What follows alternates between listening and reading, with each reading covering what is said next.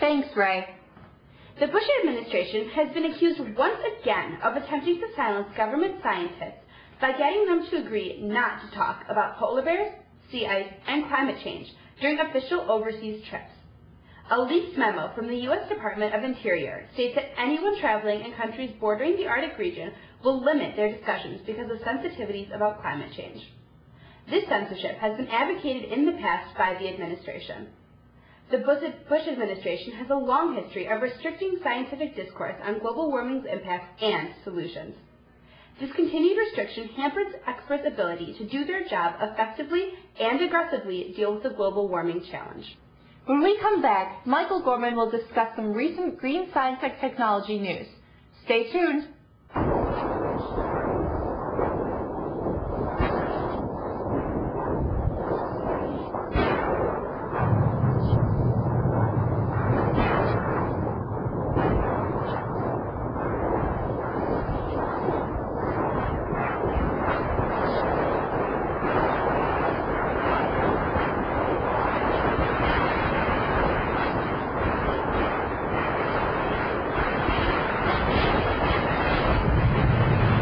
Welcome back.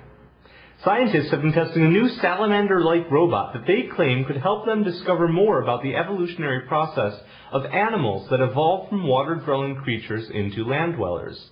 This is because the robot can move both on land and in the water, and it takes its commands wirelessly from a computer operated by the scientists. The robot apparently mimics the nervous system of a salamander and moves like one too, which helps immensely in determining how these creatures move from water to land. The robot walks like a snake on land and swims like a fish in the water, making it ideally suited for such experimentation. The World Bank released a report on Sunday the 11th, urging governments in Northern Africa and the Middle East to do as much as they can to protect their already scarce amounts of natural water in the area. According to the report, water availability in the region is on track to drop 50% per person by 2050. Without immediate sweeping reform, what is already a water crisis will only worsen. Because the economies in these regions are predominantly rain-fed, agricultural and livestock economies with a limited infrastructure, the lack of water hurts the most important parts of the economy. The solutions, though, are also economical. By leading these areas away from a simpler economy to one more developed in terms of telecommunications and information technology, as well as promoting stronger insurance and banking, the regions could better cope with issues like drought in a healthier way. On the 1st of March, a group of scientists called the Union of Concerned Scientists unveiled a minivan design that could easily meet the upcoming California emission standards, which are more stringent than any other emission standards in the U.S. today. The group claims that their design would reduce emissions by up to 40% using products already on the market. Their design melts together the best features of many different models of cars, claiming this innovation will reduce emissions. Furthermore, the vehicle is not a hybrid in that it does not use electricity to power the engine. It also adheres to the current standards of safety and performance. While automakers are suing some of the states that have already adopted the California emission standards, claiming that the new standards will be impossible to meet, this minivan design is just one more example of how it is in fact possible for the companies to adhere to the new standards.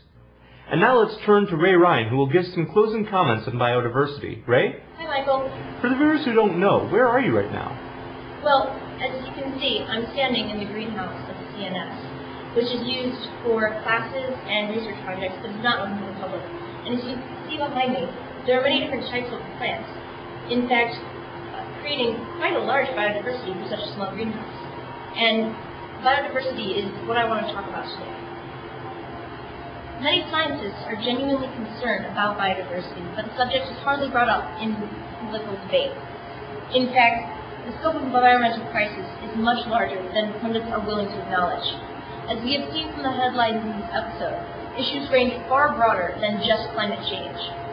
Focusing on one such problem is short-sighted and needlessly destructive. With environmentalism, everything is connected. Take biodiversity. Up to 150 species are becoming extinct every day. The web of life that sustains our global society becomes weaker with every species gone. The Bush administration's inadmission of the polar bear's condition is dangerous not only to the species, but to the community that the polar bears participate in. Yet, biodiversity is hardly taken as seriously as climate change or natural disasters, to name just a few. Yet think about this. Stable natural hydrological cycles, fertile soils, a balanced climate, and numerous other vital ecosystem services can only be permanently secured through the protection and sustainable use of biological diversity. The people suffering from drought in Africa and the Middle East suffer from poor soil and unreliable agriculture, crippling their agricultural-based economies. Because their economy is crippled, they cannot properly address the issues of biodiversity and drought in their countries, let alone participate in the global community in terms of climate change.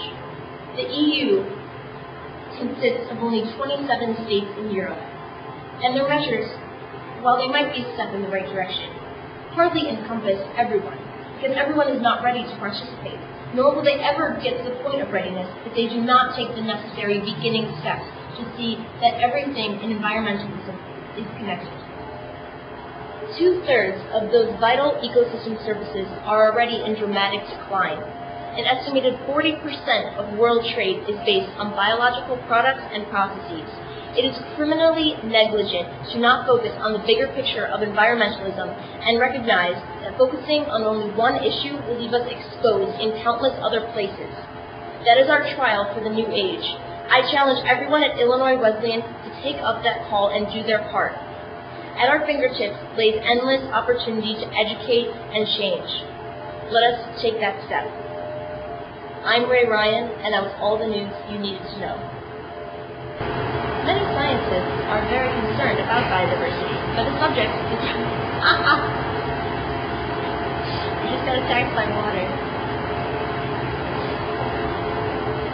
Okay, we're okay? Yeah, it's fine. It's such a mist, it doesn't That matter. should be the end credits. Right there. Okay, let's do it over again. Okay.